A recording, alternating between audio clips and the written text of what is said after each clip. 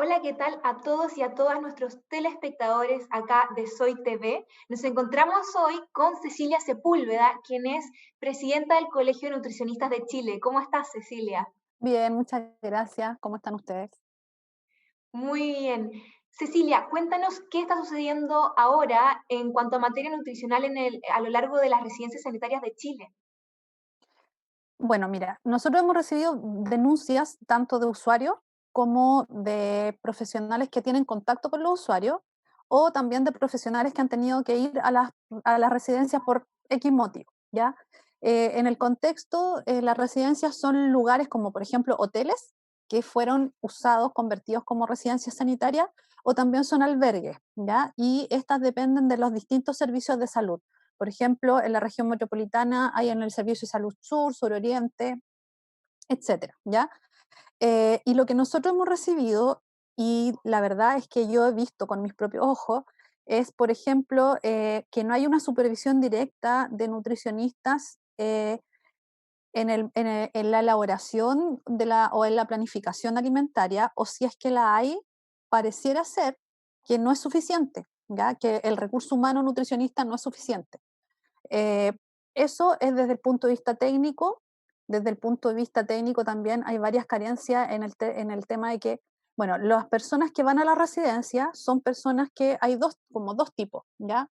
Una es aquella que está esperando el resultado COVID y que no tiene dónde establecer su cuarentena, y otra también son aquellas personas que son COVID positivas y tampoco tienen dónde pasar la cuarentena, pero en el entendido que estas personas que están esperando el examen, en el entendido que ellas sean COVID positivo, van a estar 15 días en esta residencia sanitaria, ¿ya? En donde en estos 15 días pueden o no desarrollar síntomas, ¿ya?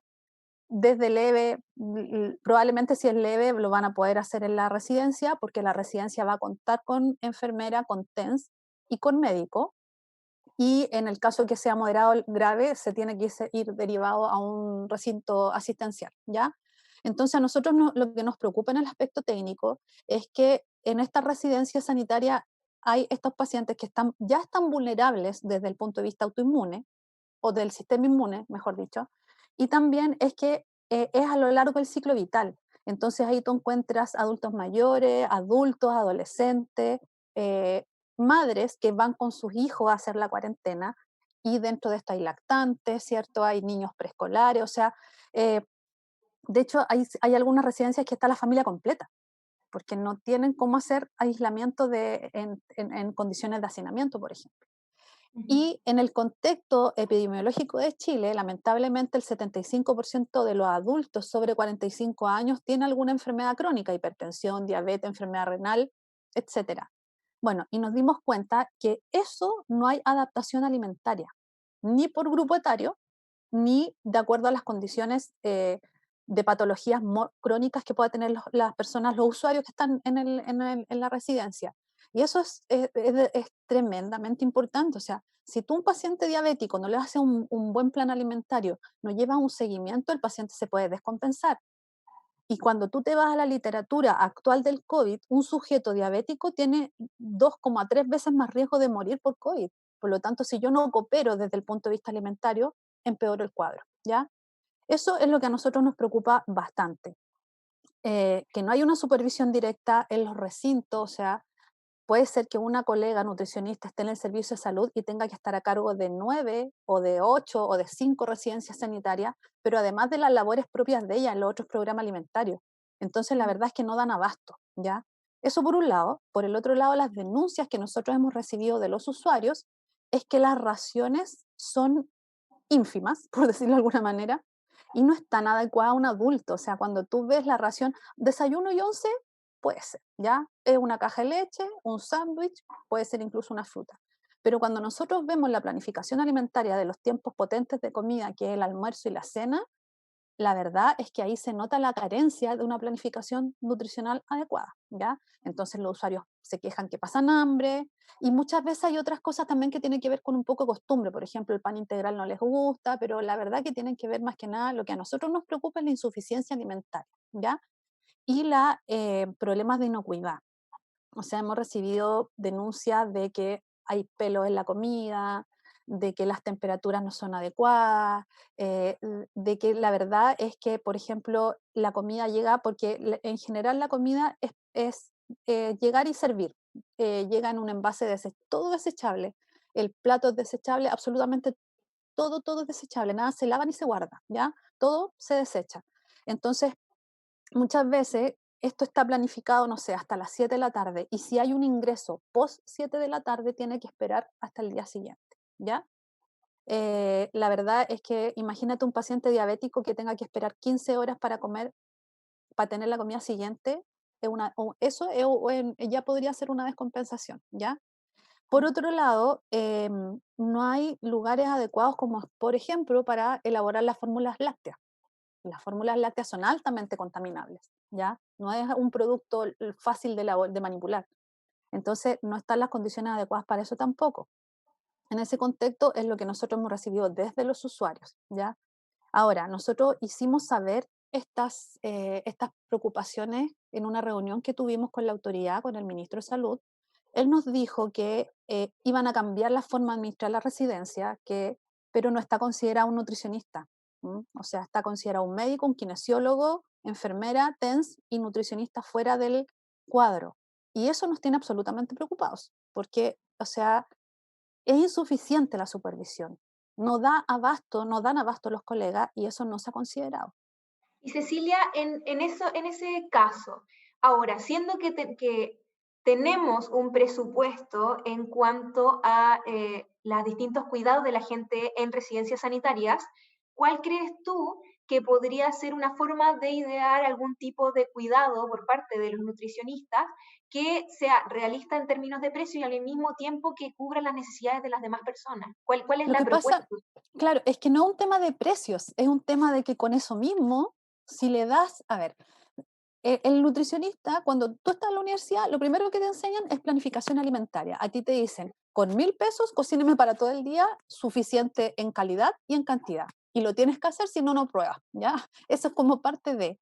Entonces, es complejo que no tengas un nutricionista que vea, supervise y fiscalice esto.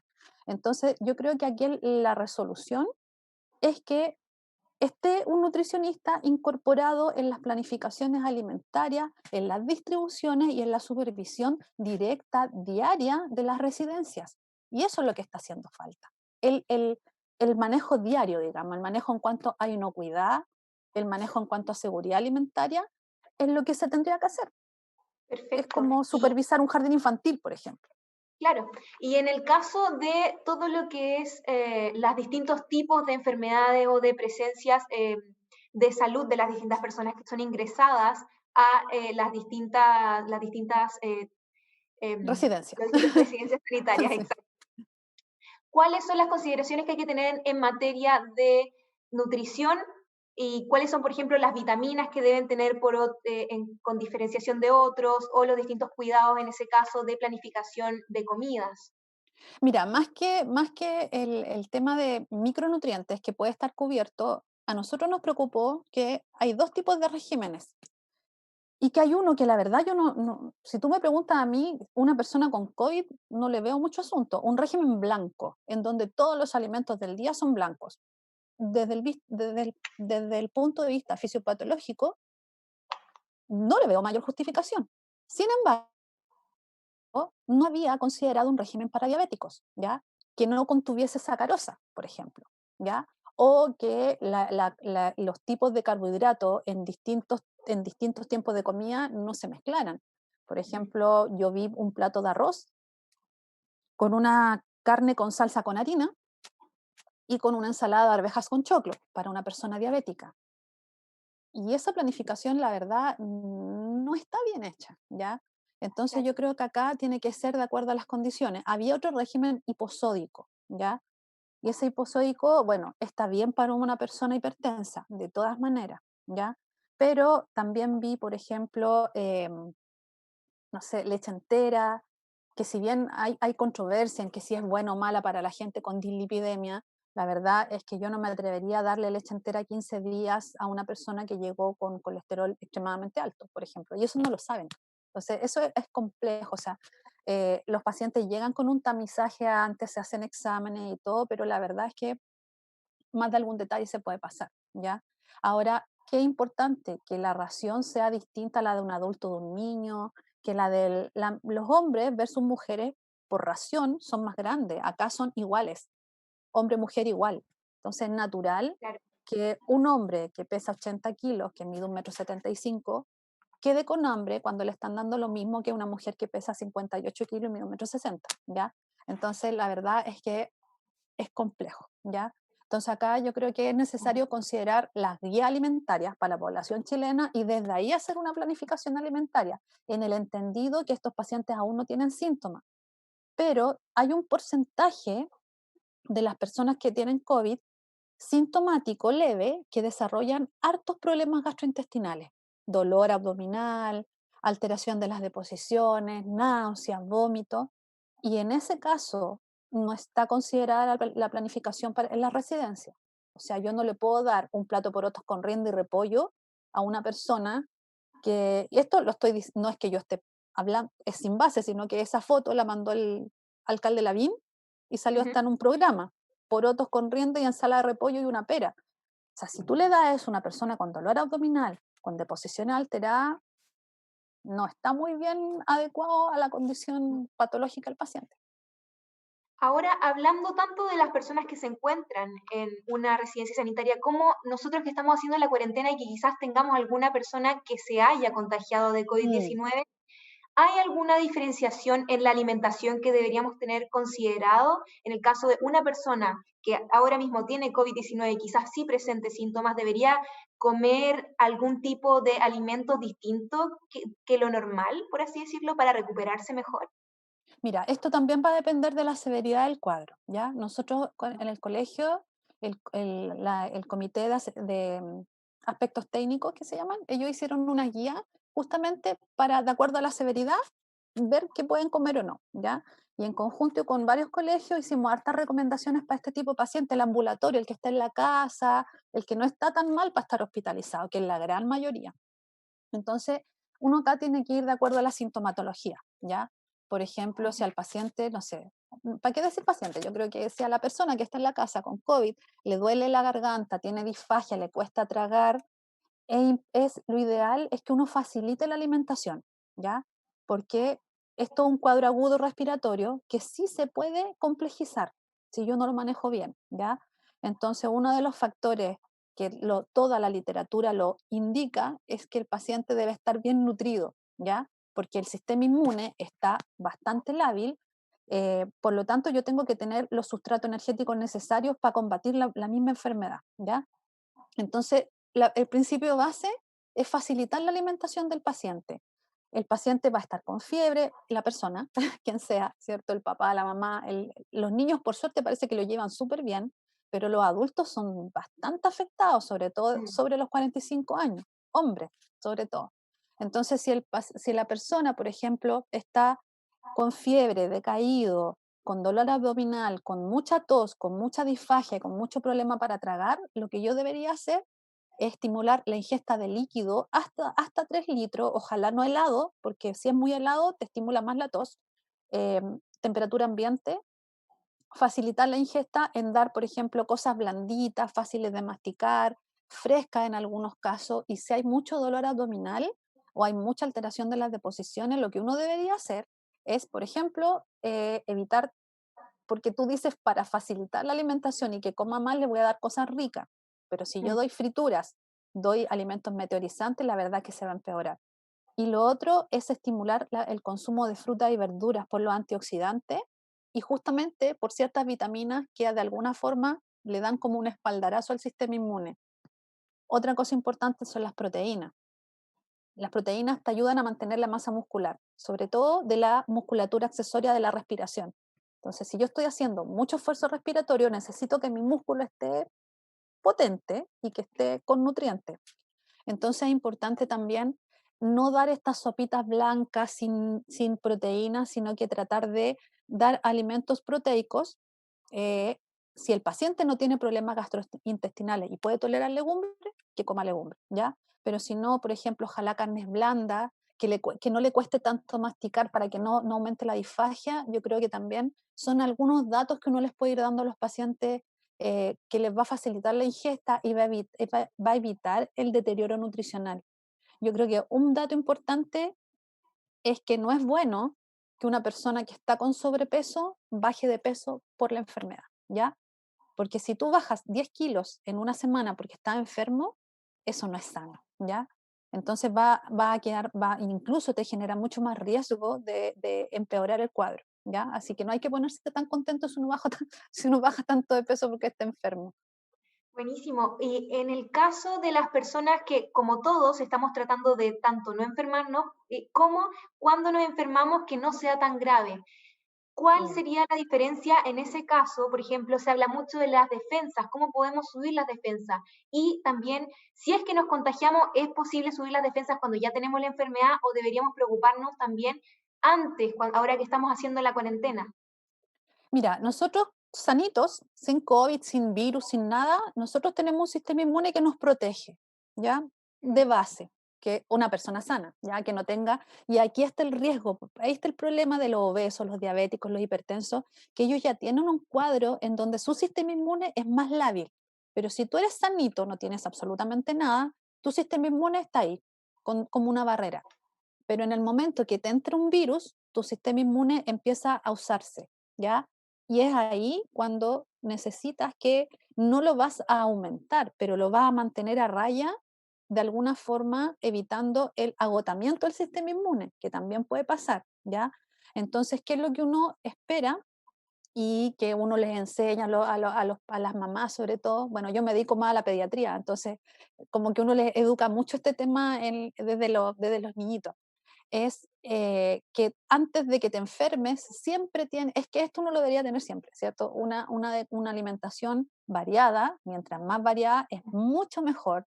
Ojalá lo menos procesada posible. O sea, ¿qué significa esto? Comida de casa, ¿ya? Verduras, frutas, legumbres, o sea, ¿por qué es buena las legumbres? Porque te aportan fibra y la fibra te mantiene la microbiota intestinal potente, ¿ya? Y la microbiota intestinal está súper involucrada en todo el sistema inmune. Entonces, si tú tienes una buena microbiota, también va a tener un buen sistema inmune. Por un lado, ¿cierto? Por el otro lado, las frutas y las verduras aportan sustancias antioxidantes, pero también muchas vitaminas que están involucradas en los procesos inmunes. ¿Qué quiere decir esto? Que nosotros tenemos hartas formas de sistema inmune. La piel es una, por ejemplo, las mucosas es otra, los glóbulos blancos son otra, los anticuerpos son otra. Entonces, hay minerales que potencian las células de tu sistema inmune, lo hacen más power, los linfocitos, las células blancas, ¿ya? Entonces, desde ese punto de vista, es esencial que tengas un buen consumo de fruta y un buen consumo de verduras para mantener la microbiota intestinal y para cooperar con tu sistema inmune. Las proteínas también son necesarias. Ya los anticuerpos se generan desde proteínas, por lo tanto, si yo mantengo un buen estatus proteico e ingesta, también voy a estar cooperando por ese lado del sistema inmune. Entonces, en general, la recomendación antes de es mantener una alimentación variada. Durante, de acuerdo a la sintomatología, es porque uno típico, no sé si le ha pasado, pero típico que uno se enferma, la sopita de pollo, la jalea de piña o el heladito de piña y la galleta de soda. Es cosa como y la galleta de soda con mermelada de durazno, eso es como en la dieta del enfermo. No, po, justamente es lo que no hay que hacer, ¿ya? O sea, ojalá, y tampoco si tú tienes, tu sistema gastrointestinal funciona bien, no se justifica estar dando la manzana cocida, ¿ya? Porque es no sé, yo me acuerdo de mi abuelita, era el chuño, la galleta de soda, manzana cocida con canela, el sopa de arroz con pollo, y esa era la dieta del enfermo. Entonces la idea es que mantenerte bien antes, pero durante el cuadro es apoyar tu sistema inmune justamente también con una dieta variada que tu síntoma lo tolere. Por ejemplo, si no te duele la garganta para comer fruta, píquenla, chiquitita, rayadita, cosa de que también tenga el consumo de fruta, lo va a hidratar, va a aportar minerales, va a aportar vitaminas, va a aportar antioxidantes, que también van a cooperar con el sistema inmune. ¿Ya? Las verduras pasa lo mismo, si no las tolera una ensalada de lechuga porque le arde la garganta con el limón, bueno, pase la lechuga por agua hirviendo, la va a dejar un poquito más blanda y se la va a poder comer de buena manera, ¿ya? Perfecto. Entonces, como datos prácticos que uno puede mejorar la ingesta de las personas que están como medias decaídas. Perfecto, muchas gracias. Buenísimos los datos, nos quedamos con todos estos. Muchas gracias por venir, Gracias a Cecilia. ustedes por Y, estar, a en realidad no, no fui, pero y muchas gracias a todos nuestros telespectadores de Soy TV. Nos vemos en una próxima edición y hasta luego. chao, que estén bien, muchas gracias.